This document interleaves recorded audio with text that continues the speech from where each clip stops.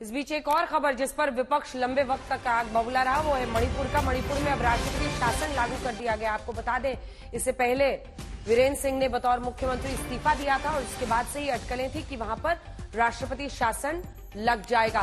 हिमांशु हमारे सहयोगी इसी खबर पर, जितेंद्र बहादुर सिंह हमारे सहयोगी दरअसल इस खबर पर हमारे साथ जुड़ रहे हैं। जितेंद्र, पूरी स्थिति अब समझाइए, क्योंकि आखिरकार राष्ट्रपति शासन की नौबत आ गई।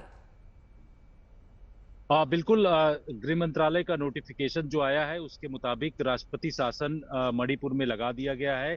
अगर देखा जाए तो जो एन बीरेन सिंह मुख्यमंत्री थे, उन्होंने इस्तीफा दिया था 9 फरवरी को, और उसके बाद इस्तीफा देने के बाद जो संबित पात्रा हैं, जो वहां के जो प्रभारी हैं राज्य के मणिपुर के, वो लगातार वहां पर नए नेता को चुनने की कोशिश उनकी तरफ से किया जा रहा था। और उन्होंने कई बैठकें भी की थी इस बात को लेकर के, जो अलग अलग पार्टियों के पदाधिकारी हैं, जो नेता हैं बीजेपी से जुड़े हुए, इसके अलावा जो विधायक हैं उनके साथ उन्होंने बैठक किया। लेकिन नए नेता का नाम देने में जो बीजेपी के जो आला कमान को जब उनके पास जानकारी दी गई और वो इसको देने में असफल रहे, ऐसे में जो राज्यपाल हैं अजय भल्ला, उनके पास जब ये सूचना दी गई और उन्होंने अपनी पूरी रिपोर्ट बना करके राष्ट्रपति के पास भेजा, राष्ट्रपति ने इस पर मोहर लगाते हुए राष्ट्रपति शासन लगा दिया। लेकिन सबसे बड़ी बात यह है कि जो विधानसभा है वो सस्पेंडेड एनिमेशन में रहेगा, यानी कि जो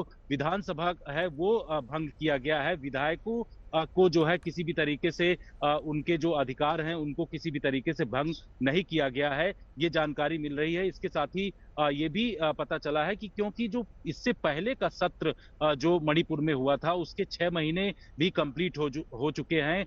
12 अगस्त 2024 को इसके पहले का सत्र हुआ था, और ये विधानसभा का सत्र जो है वो 6 महीने से ज्यादा उसको रोका नहीं जा सकता है। इसलिए भी जो है राष्ट्रपति शासन लगाने का एक माहौल बना वहां पर, और इसके बाद राज्यपाल ने अपनी पूरी तरीके की रिपोर्ट दिया, राष्ट्रपति के पास भेजा, और अनुच्छेद 356 का अनुपालन करते हुए राष्ट्रपति ने यहाँ पर राष्ट्रपति शासन लगा दिया है। जी, गृह सचिव रह चुके हैं अजय भल्ला। अब उनके लिए बड़ी चुनौती होगी कि राज्यपाल के तौर पर वो कैसे राज्य को आगे ले जाते हैं। बहुत धन्यवाद आपका जितेंद्र इस तमाम जानकारी के लिए।